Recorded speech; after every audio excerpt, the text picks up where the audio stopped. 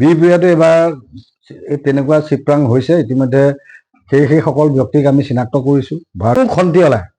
কোনো খন্তি ওলাই কেতিয়াও ভাৰতীয় জনতা পাৰ্টীৰ প্ৰাৰ্থীক প্ৰতিহত কৰিব পৰা নাই বা হৰুৱাব পৰা নাই। অমীয় ভূঞাৰ দিনত দেখিলোঁ, তেতিয়াও আছে খন্তি পাৰ্টী।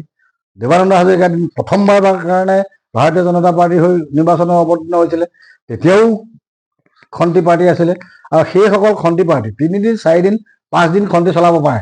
আৰু ৰাইজৰ মুখামুখি যেতিয়া ৰাইজৰ ৰোষত পৰে, ৰাইজৰ ৰোষত পৰি তেওঁলোকে মানে এই খন্তি মৰা কাৰবাৰটো বন্ধ কৰি ঘৰৰ ভিতৰত দৰ্জা মাৰি সোমাই থাকিবলৈ বাধ্য হৈছিলে। 9 এপ্ৰিল তাৰিখে অনুষ্ঠিত হোৱা অসম বিধানসভা নিৰ্বাচনত বিহপুৰীয়া সমষ্টি 73 নং বিহপুৰীয়া সমষ্টি ভাৰতীয় জনতা পাৰ্টী আৰু মিত্ৰজোঁটৰ সমৰ্থিত প্ৰাৰ্থীগৰাকীৰ প্ৰতি বিহপুৰীয়া সমষ্টিৰ ৰাইজে যি আকুণ্ঠ সমৰ্থন, বিপুল সমৰ্থন ব্যক্ত কৰিলে, তেখেতসকলক মতদান কৰিলে, তাৰ বাবে মই আপোনালোকৰ ৰাইজৰ বাৰ্তাৰ জৰিয়তে বিহপুৰীয়া সমষ্টিৰ প্ৰতিগৰাকী ভাৰতীয় জনতা পাৰ্টীৰ প্ৰতি সমৰ্থন ব্যক্ত কৰা ৰাইজলৈ মই ধন্যবাদ আৰু কৃতজ্ঞতা জ্ঞাপন কৰিছোঁ। আৰু আশা কৰিছোঁ যে 4 তাৰিখে নিৰ্বাচনত 4 তাৰিখে যি ফলাফল ঘোষণা হ'ব, এই 4 তাৰিখৰ ফলাফলত ভাৰতীয় জনতা পাৰ্টী আৰু মিত্ৰজোঁটৰ প্ৰাৰ্থী ভূপেন কুমাৰ বৰা ডাঙৰীয়াই বৃহৎ সংখ্যক ভোটৰ ব্যৱধানত জয়যুক্ত হ'ব। এতিয়া ইতিমধ্যে আপুনি কৈছে যে ভূপেন বৰা ডাঙৰীয়া কেইবাটাও নিউজ চেনেলে কৈছে যে বিহপুৰীয়া সমষ্টিত তেখেতে এবাৰ পৰাজয় বৰণ কৰিব, কিন্তু এয়া মিছা কথা। এইটো কেতিয়াও সম্ভৱ নহয়। ভাৰতীয় জনতা পাৰ্টী মিত্ৰজোঁটৰ প্ৰাৰ্থী আৰু বিহপুৰীয়া সমষ্টিৰ ৰাইজে সদায় এটা সুস্থ সিদ্ধান্ত গ্ৰহণ কৰে। কেতিয়াও যিটো দলৰ চৰকাৰ হ'ব, সেই চৰকাৰ গঠন হোৱা দলটোকহে বিহপুৰীয়া সমষ্টিৰ ৰাইজে নিৰ্বাচিত কৰি আহিছে। এইটো আপোনালোকে উদাহৰণ চাওক। ভূপেন বৰা ডাঙৰীয়াই প্ৰথমবাৰ বিহপুৰীয়াৰ পৰা কংগ্ৰেছত প্ৰাৰ্থী হৈ তেখেতে নিৰ্বাচনত অৱতীৰ্ণ হৈছিল। তেতিয়া বিহপুৰীয়া সমষ্টিৰ ৰাইজে ভূপেন বৰা ডাঙৰীয়াক জিকাইছিলে। তাৰপিছতো অসমীয়া মূল সুঁতিৰ মানুহখিনিও ভূপেন বৰাক সেই সময়ত চৰকাৰ গঠন কৰাৰ স্বাৰ্থতে ভূপেন বৰাক জিকাই পঠিয়াইছিল। আৰু এইবাৰো যিহেতু কেন্দ্ৰত চৰকাৰ আছে, আমাৰ ৰাজ্যত আকৌ ভাৰতীয় জনতা পাৰ্টীৰ চৰকাৰ হ'ব, গতিকে বিহপুৰীয়া সমষ্টিৰ ৰাইজে যিকোনো মূল্যৰ বিনিময়ত চৰকাৰ গঠনত অংশীদাৰিত্ব গ্ৰহণ কৰিব পৰাকৈ আমাৰ সমষ্টিৰ প্ৰাৰ্থীগৰাকীক নিৰ্বাচিত কৰিব। সেইটো নিঃসন্দেহে আপুনি নিশ্চিন্ত থাকক। বিহপুৰীয়া সমষ্টিত ভূপেন বৰাক কংগ্ৰেছ দলৰ পৰাই ইয়ালৈ আনিছে আৰু ইয়াত স্বয়ং ভাৰতৰ গৃহমন্ত্ৰী, অসমৰ মুখ্যমন্ত্ৰী, ভাৰতীয় জনতা পাৰ্টীৰ ৰাজ্যিক সভাপতিগৰাকী সকলোৱে সহমত আছে। আমি চালানী কথাটো কৈছোঁ, তেতিয়া আমি কৈছিলোঁ, কিন্তু ভাৰতীয় জনতা পাৰ্টীয়ে যেতিয়া সময় উপযোগীভাৱে সিদ্ধান্ত গ্ৰহণ কৰিলে, ইয়াত নিশ্চয় জাতি গঠনত, ইয়াত নিশ্চয় সমগ্ৰ অসমৰ অসমীয়া জাতিৰ অস্তিত্বৰ প্ৰতি অহা ভাবুকিক প্ৰতিহত কৰাৰ স্বাৰ্থত ভাৰতীয় জনতা পাৰ্টীয়ে গ্ৰহণ কৰা সিদ্ধান্ত আৰু বিহপুৰীয়া সমষ্টিত ভূপেন বৰাক দলীয় প্ৰাৰ্থিত্ব প্ৰদান কৰা, এই গোটেই কথাটো দলীয় সিদ্ধান্ত। আৰু আমি দলৰ নিষ্ঠাবান কৰ্মী হিচাপে প্ৰত্যেকগৰাকী ভাৰতীয় জনতা পাৰ্টীৰ নিষ্ঠাবান কৰ্মীয়ে কোনো চালানী, কোনো বাহিৰৰ এই কথাটো কেতিয়াও গুৰুত্ব দিয়া নাই। জাতি গঠন প্ৰক্ৰিয়াক, অসমীয়া সমাজখনক সুস্থ সবল সমাজ হিচাপে এখনক আগুৱাই নিয়াৰ স্বাৰ্থত এই যিটো সিদ্ধান্ত ভাৰতীয় জনতা পাৰ্টীয়ে বিহপুৰীয়া সমষ্টিৰ ৰাইজৰ ওপৰত অৰ্পণ কৰিলে, সেইটো ৰাইজে খুব উৎসাহেৰে গ্ৰহণ কৰিলে। সেইটো আপুনি নিৰ্বাচনৰ সময়ত দেখিছেই যে সকলো সভা সমিতিত আশাব্যঞ্জনকভাৱে ৰাইজৰ উপস্থিতি আছিলে। আৰু ভোটদানৰ হাৰতো আমি বিভিন্ন চেণ্টাৰত ইতিমধ্যে আমি খবৰ লৈছোঁ। কেইটামান জেগাত অৱশ্যে অলপ ভোট ইফাল সিফাল হৈছে, সেইটো একো ডাঙৰ কথা নহয়। কিন্তু এইটো আপুনি নিশ্চিন্ত থাকক যে ভাৰতীয় জনতা পাৰ্টী ভূপেন বৰা ডাঙৰীয়াই বৃহৎ সংখ্যক ভোটৰ ব্যৱধানত এইবাৰ জয়যুক্ত হ'ব। সেইটো কেতিয়াও হ'ব নোৱাৰে। ভাৰতীয় জনতা পাৰ্টী এটা সংস্কাৰী ৰাজনৈতিক দল। ভাৰতীয় জনতা পাৰ্টীত তেনেকুৱা কোনো ছিষ্টেমেই নাই। আৰু এতিয়া চৰকাৰৰ যিবোৰ ব্যৱস্থা, এই ব্যৱস্থাবিলাকত ধৰি লওক কমিশ্যন, চাকৰি এটা দিম বুলি এতিয়া যেনিবা কোনোবাই MLA টিকেট পইচা ল'ব পাৰিব নেকি? যদি চাকৰিটো দিম বুলি পইচা লয়, তেওঁ চাকৰিটো দিব পাৰিব নেকি? গতিকে এই যিবোৰ দুৰ্নীতি, আগৰ যিবোৰ কমিশ্যন, এই প্ৰসংগবোৰলৈকে এতিয়া নাই।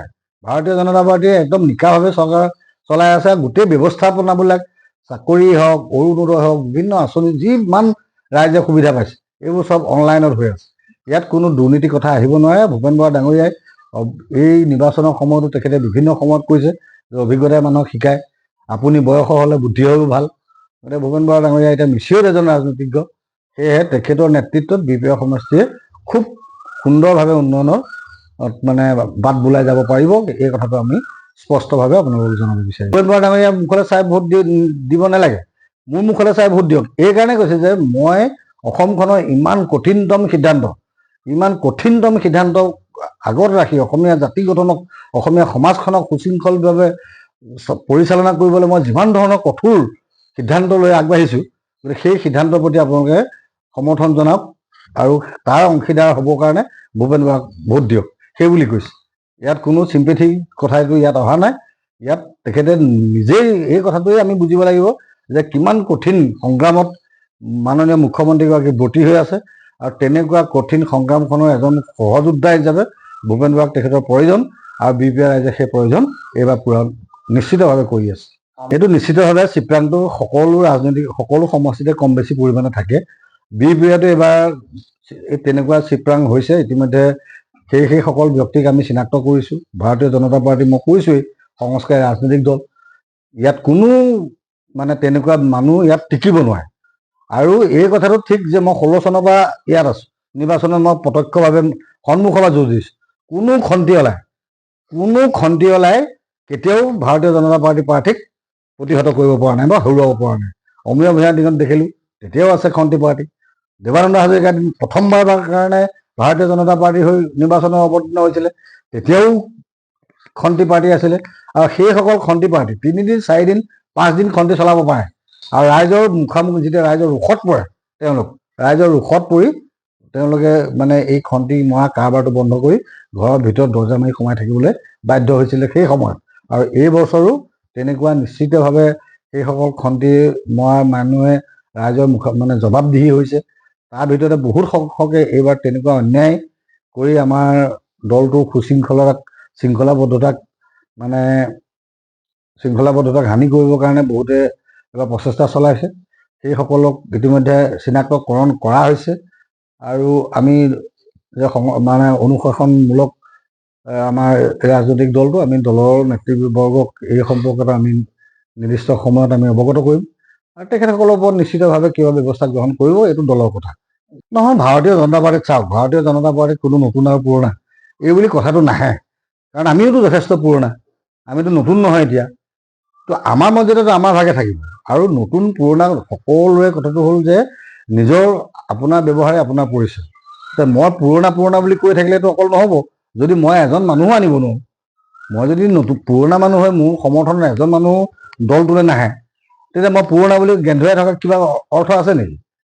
আপুনি যদি ধৰি লওক, আপুনি কালি নতুনকৈ ভাৰতীয় জনতা পাৰ্টিত সোমাই আপুনি যদি 50 জনক আমাৰ দলৰ প্ৰতি আকৃষ্ট কৰাইছে, তেতিয়াহ'লে আপুনি মোতকৈ বেছি যোগ্য। গতিকে যিসকলৰ কাম আছে, যিসকলে দলৰ প্ৰতি নিষ্ঠাৰে সেৱা আগবঢ়ায়, সেইসকল কেতিয়াও নিজৰ দায়িত্বৰ পৰা বঞ্চিত নহয়। আৰু নতুন যিসকল ভূপেন বৰা ডাঙৰীয়াৰ লগত এতিয়া আহিছে, সেইসকলক আমি আদৰণি জনাইছোৱেই। আৰু তেখেতসকলে বিভিন্ন সময়ত তেখেতসকলৰ পাৰদৰ্শিতা অনুসৰি কিবা কিবি যদি দায়িত্ব পায়, তাত আমাৰ ক'বলগীয়া একো আপত্তি নাথাকিব, আৰু তেওঁলোকৰ লগত আমাৰ পূৰ্ণ সহযোগ থাকিব।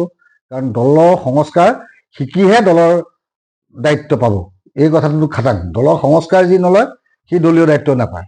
তেওঁ নতুনকৈ অহা হওক বা তেওঁ পুৰণাই দলে হওক, পুৰণাসকলে যদি খন্তি মাৰিছে, তেতিয়া তেওঁলোকৰ কি সংস্কাৰ আছে? কিন্তু নতুনসকলে যদি কালিলৈ পৰাই সেই যোগদান কৰা দিনাৰ পৰাই যদি আৰু 10 বছৰলৈকে নিষ্ঠা আৰু সততাৰে কাম কৰি থাকে, তেওঁলোকে বেছি শৃংখলাবদ্ধভাৱে তেওঁলোকে বেছি দায়িত্ব পাব। এইটো একদম খাটাং কথা যে ভাৰতীয় জনতা পাৰ্টিৰ সকলো কৰ্মীয়ে সংস্কাৰী হ'ব লাগিব।